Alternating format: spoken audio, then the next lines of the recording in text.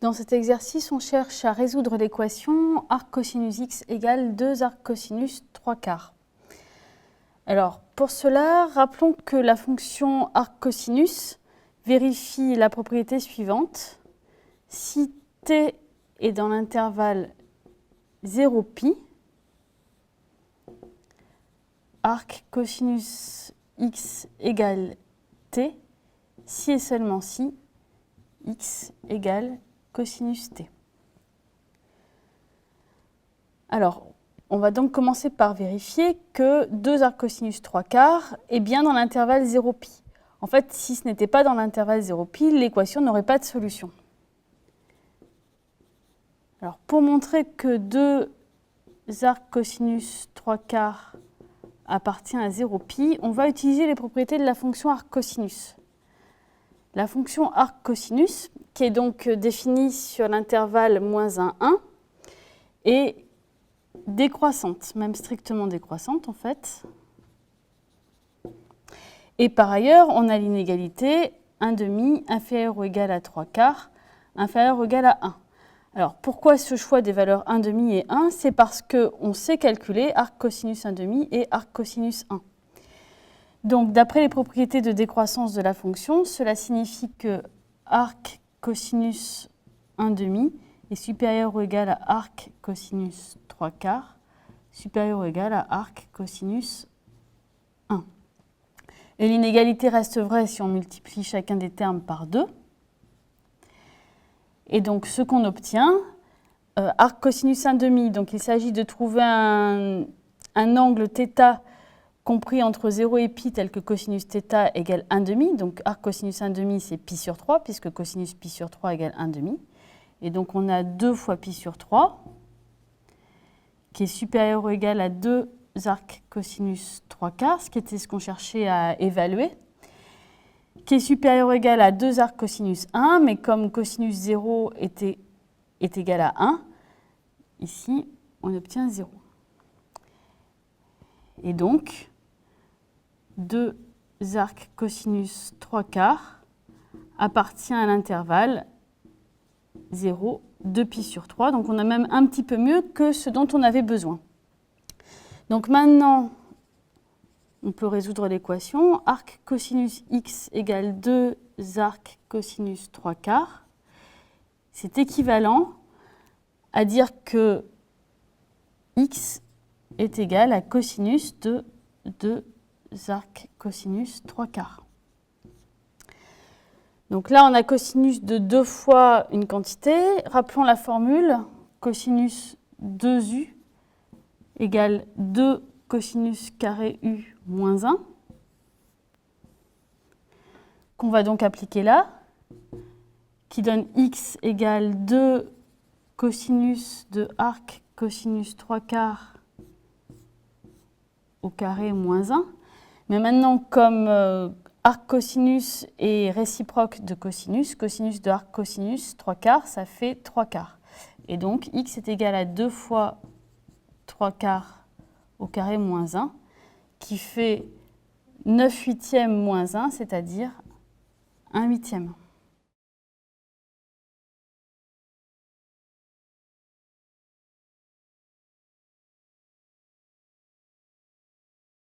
Même type de raisonnement pour résoudre l'équation suivante, arc sinus x égale arc sinus 2/5 plus arc sinus 3/5. Alors dans ce cas, si t appartient à l'intervalle moins π sur 2, π sur 2, arc sinus x égale t équivaut à x égale sinus t. Donc on commence par montrer que arc sinus 2/5 plus arc sinus 3/5 est bien dans l'intervalle moins π sur 2 plus π sur 2. Si ce n'était pas le cas, cette équation n'admettrait pas de solution puisque la fonction arc sinus est à valeur dans l'intervalle moins π sur 2 plus π sur 2. Alors pour vérifier ça, on va utiliser les propriétés de la fonction arc sinus. Arc sinus est une fonction croissante. Et donc, on va utiliser des encadrements pour estimer arc sinus 2 cinquièmes, arc sinus 3 cinquièmes. On a 0 qui est inférieur ou égal à 2 cinquièmes, qui est inférieur ou égal à 1 demi, inférieur ou égal à 3 cinquièmes. Inférieur ou égal, alors là, on cherche des valeurs 0, 1 demi et ce qu'on va mettre ici, pour lesquelles on sait calculer, en lesquelles on sait calculer la valeur de arc sinus. Donc 0 et 1 demi, c'est bon. Et ici, on va utiliser que 3 cinquièmes est inférieur ou égal à racine de 2 sur 2. Alors, on vérifie. 3 cinquièmes, c'est 0,6. Racine de 2, c'est environ 1,4. Divisé par 2, ça fait 0,7. Donc, c'est bien plus grand que 3 cinquièmes. Et on peut donc appliquer arc sinus à cette inégalité. On obtient que arc sinus 0 est inférieur ou égal à arc sinus 2 cinquièmes, inférieur ou égal à arc sinus 1 demi, inférieur ou égal à arc sinus 3 cinquièmes, inférieur ou égal à arc sinus racine de 2 sur 2. Alors, sinus 0 est égal à 0, donc arc sinus 0 égale 0. Ici, on a arc sinus 2 cinquièmes qu'on cherche justement à encadrer. On sait que sinus pi sur 6 est égal à 1 demi. Comme pi sur 6 est bien dans l'intervalle de définition de arc sinus, ça veut dire que arc sinus 1 demi égale pi sur 6, qui est plus petit que arc sinus 3 cinquièmes, qui est plus petit que arc sinus racine de 2 sur 2, comme sinus pi sur 4 égale racine de 2 sur 2. On sait que arc sinus racine de 2 sur 2 vaut pi sur 4. Et donc maintenant, à l'aide de ces encadrements, on peut encadrer la somme arc sinus 2 cinquièmes plus arc sinus 3 cinquièmes. Alors, arc sinus 2 cinquièmes, c'est plus grand que 0, et arc sinus 3 cinquièmes, c'est plus grand que pi sur 6. Donc 0 plus pi sur 6, c'est plus petit que la somme des deux. Et arc sinus 2 cinquièmes est plus petit que pi sur 6, et arc sinus 3 cinquièmes plus petit que pi sur 4. Ce qui nous donne un encadrement. Alors,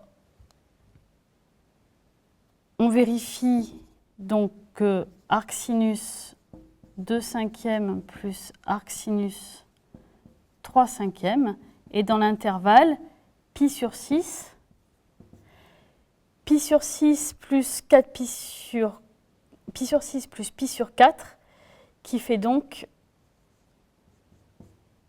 5 pi sur 12. Et donc, on est bien dans l'intervalle moins pi sur 2 plus pi sur 2. Maintenant, on peut donc utiliser cette propriété pour résoudre l'équation. Arc sinus x égale arc sinus 2 cinquièmes plus arc sinus 3 cinquièmes. C'est donc équivalent à x égale sinus de arc sinus 2 cinquièmes plus arc sinus 3 cinquièmes. Alors, on va simplifier un petit peu l'expression. À l'aide de la formule trigonométrique sinus a plus b égale cosinus a sinus b plus cosinus b sinus a. Donc ici, x vaut cosinus de arc sinus 2 cinquièmes fois sinus de arc sinus 3 cinquièmes, mais sinus de arc sinus 3 cinquièmes, c'est 3 cinquièmes, plus cosinus de arc sinus 3 cinquièmes fois sinus de arc sinus 2 cinquièmes, c'est-à-dire 2 cinquièmes. Donc là, on a besoin également d'une formule qu'on a démontrée dans un exercice précédent. Cosinus de arc sinus x, c'est égal à racine de 1 moins x carré.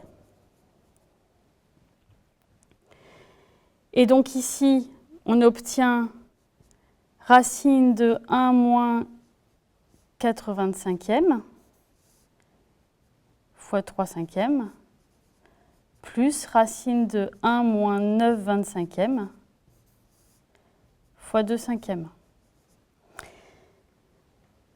Et lorsqu'on simplifie, on obtient donc 3 cinquièmes fois racine de 21 sur 25 plus 2 cinquièmes fois racine de 16 sur 25, c'est-à-dire 1/25e fois 3 racines de 21 plus 8.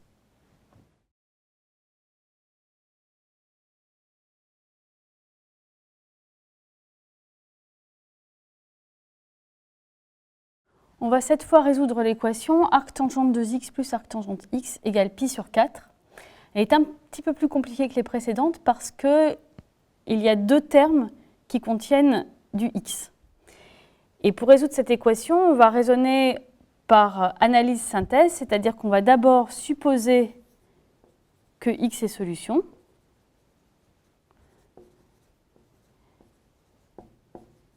Et donc, on va trouver un certain nombre de valeurs pour des solutions potentielles. Et il y aura une seconde étape de validation pour vérifier que ces valeurs sont effectivement des solutions ou pas.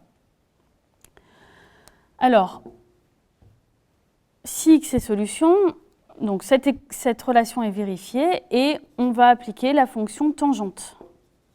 Donc, on va calculer tangente de arctangente 2x plus arctangente x.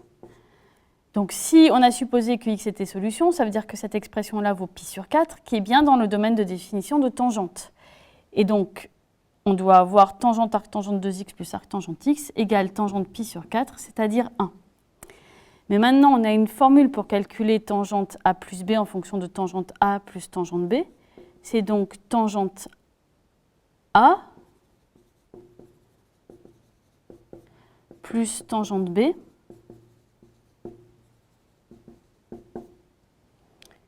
sur 1 moins tangente A tangente B.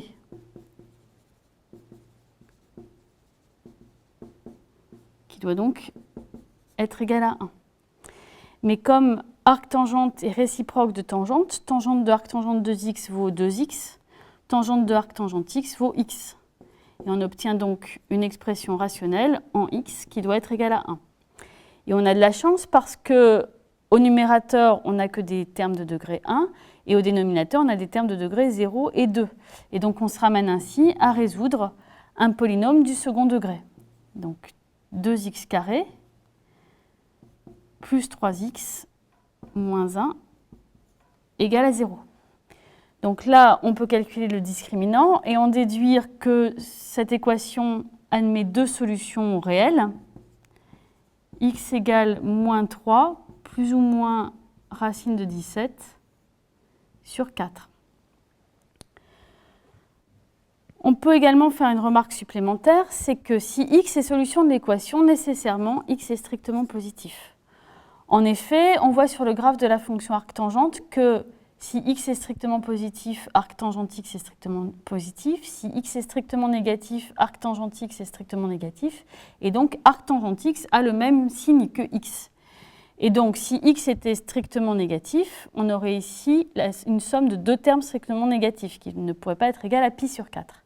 Donc, forcément, x est strictement positif. Ce qui signifie que parmi les deux racines qu'on a trouvées ici, il n'y en a qu'une qui peut éventuellement convenir, c'est la seule qui soit de signe positif. Donc x égale moins 3 plus racine de 17 sur 4. Autrement dit, cette équation admet au plus une solution qu'on a trouvée ici. Il reste à valider cette solution, c'est-à-dire vérifier que moins 3 plus racine de 17 sur 4 est effectivement solution. Alors en fait, on ne va pas remplacer et recalculer. Ce qu'il faut faire, c'est montrer que l'équation admet une solution. Parce que si on sait qu'elle admet une solution, ce sera forcément celle qu'on a trouvée. Alors pour cela, on va poser la fonction f définie par f de x égale arctangente 2x plus arctangente x. C'est une fonction qui est bien définie sur R tout entier. Elle est strictement croissante parce que c'est la somme de deux fonctions strictement croissantes. Et donc, on peut faire son tableau de variation. X varie de moins l'infini à plus l'infini. Et f est strictement croissante. Alors, quand x tend vers plus l'infini, arc tangente x tend vers pi sur 2 et arc tangente x tend aussi vers pi sur 2. Donc, f de x tend vers pi. Et de même, quand x tend vers moins pi sur 2, moins l'infini, f de x tend vers moins pi sur 2, c'est-à-dire moins pi. Donc, f, on sait aussi qu'elle est continue, comme somme de deux fonctions continues. Et d'après le théorème des valeurs intermédiaires,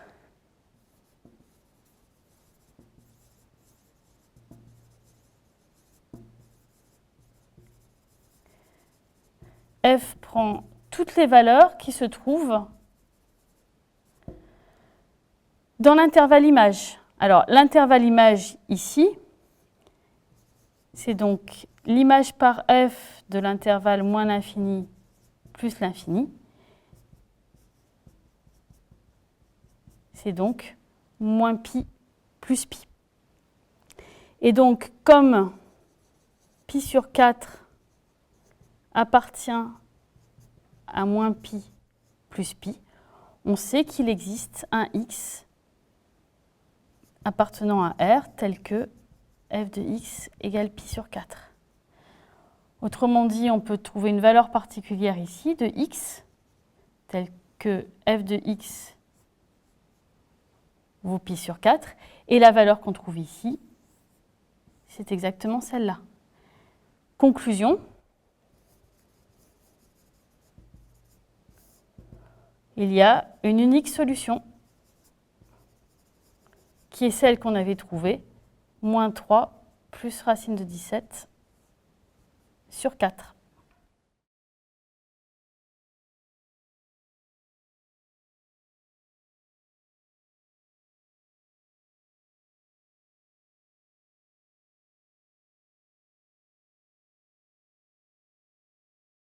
On a vu qu'on avait souvent besoin d'étudier des fonctions définies à partir des fonctions circulaires réciproques, arcsinus et arccosinus.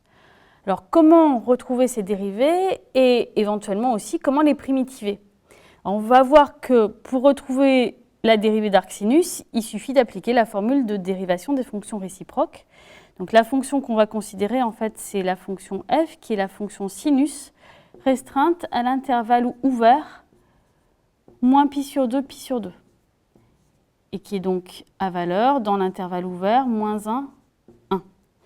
Cette fonction est bijective, dérivable, et sa dérivée ne s'annule pas, puisque sa dérivée, c'est la fonction cosinus qui ne s'annule pas sur l'intervalle ouvert, moins pi sur 2, pi sur 2. Et donc, la réciproque f-1, c'est en fait la fonction arcsinus restreinte à l'intervalle ouvert, moins 1, 1, à valeur dans l'intervalle ouvert, moins pi sur 2, pi sur 2. Et on sait alors qu'elle est dérivable. Et on sait comment calculer sa dérivée à l'aide de la dérivée de la fonction f. On a arcsinus prime de x qui est donc f-1 prime de x, c'est 1 sur f prime de f-1 de x. Alors f c'est sinus, donc f prime c'est cosinus, et f-1 c'est arcsinus. Or, on a déjà démontré que cosinus de arcsinus, x, c'est racine de 1 moins x carré. Et donc, on obtient que la dérivée de arcsinus x, c'est 1 sur racine de 1 moins x carré. Alors maintenant, on peut chercher à primitiver. Comment trouver les primitives de arcsinus x? On va faire une intégration par partie. Arcsinus x, c'est une fois arcsinus x. On ne sait pas primitiver arcsinus x, mais on sait le dériver. Et par contre, on sait primitiver 1. Donc on va poser arc sinus x égale u et 1 égale v'. Et appliquer la formule de primitivation par partie. Les primitives de uv' sont de la forme uv moins les primitives de u'v plus une constante. Ce qui donne ici, donc u c'est arc sinus, v on va prendre x, donc on obtient x arc sinus x moins les primitives de x sur racine de 1 moins x carré, plus une constante. Et donc il reste à primitiviser cette expression-là, mais on reconnaît une expression de la forme u' sur 2 racines de u, et ça on sait primitiver, puisqu'ici à l'intérieur on reconnaît la dérivée de l'expression racine de u. Donc ce qui joue le rôle de u, c'est 1 moins x2, et on vérifie que la dérivée de 1 moins x2, c'est moins 2x, le 2 va se simplifier, et le moins est celui qui apparaît ici. Et donc, on obtient x arc sinus x plus racine de 1 moins x carré plus une constante. Alors maintenant, on peut récupérer ainsi les primitives de arc cosinus, puisqu'on sait que arc cosinus x, c'est égal à pi sur 2 moins arc sinus x. Donc, les primitives de arc cosinus x sont de la forme, les primitives de pi sur 2, c'est-à-dire de la forme pi sur 2 x plus une constante. Alors la constante, on va la laisser à la fin. Donc, moins les primitives d'arc sinus x, c'est-à-dire ce qu'on vient de trouver. Donc, moins x arc sinus x moins racine de 1 moins x2 plus une constante. Et là, on voit apparaître du x facteur de pi sur 2 moins arc sinus x, qui est exactement arc cosinus x. Et donc, c'est x arc cosinus x moins racine de 1 moins x2 plus une constante.